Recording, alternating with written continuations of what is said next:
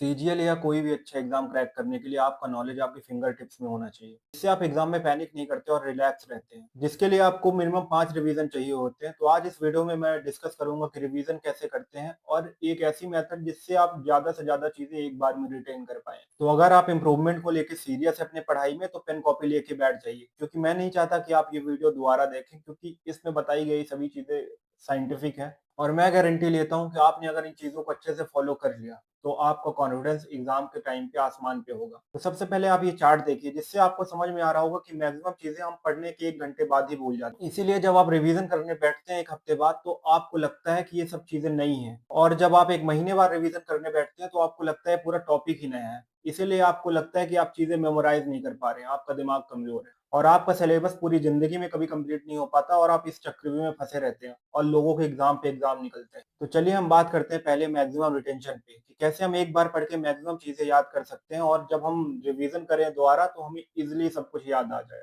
मान लीजिए किसी भी बड़े टॉपिक को आपको 1 घंटे में खत्म कर, तो आपको इस 1 घंटे को 3 पार्ट्स में डिवाइड कर लेना है। पहले 10 मिनट, दूसरा 40 मिनट, तीसरा 10 मिनट। पहले 10 मिनट में आपको टॉपिक का ओवरव्यू लेना है, उसके अंदर कितने सब टॉपिक्स है उसके बारे में थोड़ा थोड़ा सा पढ़ना है, जिसके कारण आपके दिमाग में उस टॉपिक का एक मैप चला जाएगा, जिससे आपको समझने में आसानी होगी और आपका इंटरेस्ट भी उस टॉपिक में बढ़ जाएगा, जिसके कारण आप उस टॉपिक को पहले से कम टाइम में खत्म कर देंगे। मैं पर्सनली ओवरव्यू लेने के लिए चैट जीपीटी का यूज करता था, आप भी कर सकते हैं। और अब अगले 40 मिनट आपको उस टॉपिक को फुल डिटेल में किसी बुक से पढ़ना है या फिर किसी वीडियो को डाउनलोड करके उसका नोट्स बना लेना। मैं पर्सनली बुक से पढ़ना प्रेफर करता था, क्योंकि इससे मेरी सोचने और समझने की क्षमता बढ़ती है और मुझे ये रियलाइज हुआ कि हर टॉपिक को समझने के लिए टीचर की जरूरत नहीं है। अब लास्ट और सबसे इंपॉर्टेंट 10 मिनट, आपको इसमें अपने नॉलेज को पक्का करना है और इसे लोग मेमोरी नोट के नाम से भी जानते हैं, जिसमें आप उस टॉपिक से रिलेटेड क्वेश्चन लगाते हैं या फिर उसको एक पेज में लिखते हैं रिकॉल करके, जिससे आपको ये पता चल जाता है कि उस टॉपिक से रिलेटेड आपके दिमाग में कहाँ पे गैप रह गया है और उस गैप को आपको तुरंत बुक या नोट से पढ़ के फिल करना है और आपका दिमाग इस टॉपिक को टेम्परेरी मेमोरी इंपॉर्टेंट समझ के स्टोर कर ले, जिससे कि जब आप अगले दिन रिवीजन करने बैठोगे तो उस टॉपिक को आप 5 मिनट में ही खत्म कर दोगे। शुरू में हो सकता है आपका दिमाग रेजिस्ट करे, जिसके कारण आपको 10 की जगह 20 मिनट लगे, लेकिन धीरे धीरे आपका दिमाग जैसे ही ट्रेंड हो जाएगा ना तो आपको 5 से 8 मिनट ही लगेंगे। और अगर आप थर्ड नंबर स्टेप फॉलो नहीं करेंगे तो आपका दिमाग वो चीज भुला ही देगा अनइम्पोर्टेंट समझ के,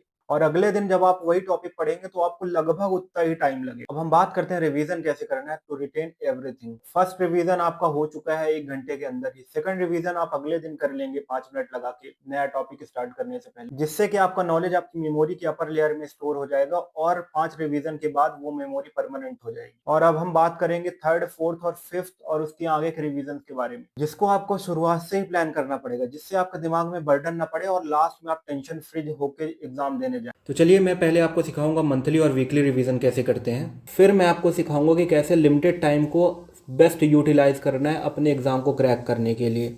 तो हमारे एक मंथ में हो गए 28 डेज या फिर 4th वीक, जिसमें आप किसी भी वीक को 5, 1.5 एंड हाफ डेज में डिवाइड कर लेंगे, जिसमें पहले 5 दिन आप पढ़ाई करेंगे, सिलेबस कंप्लीट करेंगे और आगे के दिनों में आप उसी वीक का रिवीजन करेंगे। फिर आधे दिन आप फन के लिए रख सकते हैं, कुछ भी कर सकते हैं, मूवी देख सकते हैं, घूम सकते हैं या खेल सकते हैं, क्योंकि रेस्ट इंपॉर्टेंट है, नहीं तो आप बर्न आउट हो जाएंगे और आपका पढ़ने का मन ही नहीं करे। और सेम फॉर वीक 2, 5 दिन आपको पढ़ना है, सिलेबस कंप्लीट करना है। आपको इसमें हाफ डे अपने वीक 1 का रिवीजन करना है या फिर पिछले वीक का रिवीजन करना है और एक दिन आपको सेम वीक का रिवीजन करने के लिए लेना है। और same half day for fun and refreshment.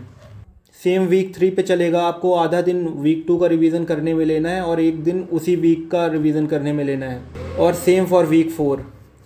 और जैसे ही आपके 4 वीक कंप्लीट हो जाते हैं, आपको 4 दिन लेने हैं वीक 1, वीक 2, वीक 3, वीक 4 का रिवीजन करने के लिए।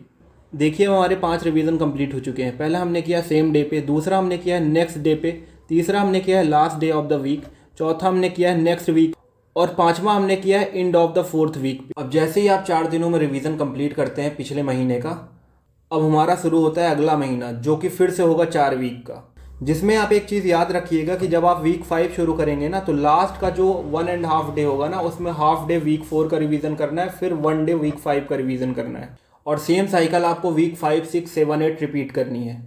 फिर जैसे ही आपका मंथ 2 खत्म होता है या फिर वीक 8 खत्म होता है, आपको 8 दिन लेने हैं, जिसमें से आपको पहले 4 दिन मंथ 1 या फिर पहले 4 वीक का रिवीजन करना है और अगले 4 दिन आपको सेम मंथ का रिवीजन करना है, मतलब वीक 5 से लेके वीक 8 का। और ऐसे ही जब आप तीसरा महीना ख़त्म करेंगे तब आपको 12 दिन का रिवीजन का पीरियड लेना पड़ेगा, जिसमें पहले 4 दिन आप पहले महीने का रिवीजन करेंगे, अगले 4 दिन आप दूसरे महीने का रिवीजन करेंगे और लास्ट के 4 दिन आप तीसरे महीने का रिवीजन करेंगे।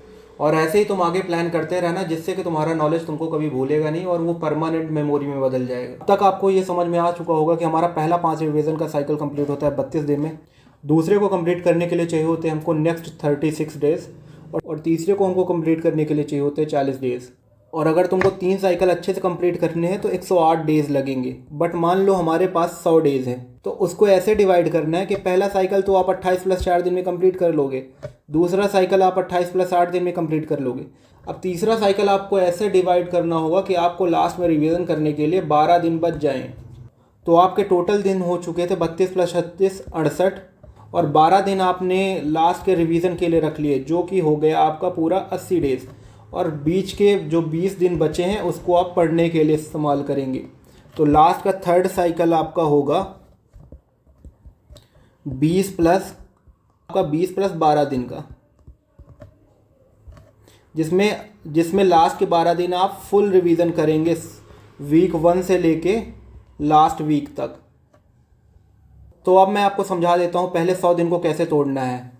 पहले साइकिल को कंप्लीट करने के लिए चाहिए होंगे आप 28 + 4 मतलब 32 दिन, दूसरे साइकिल को कंप्लीट करने के लिए आपको चाहिए होंगे 36 दिन, और लास्ट में आपके पास बचेंगे लगभग 32 दिन।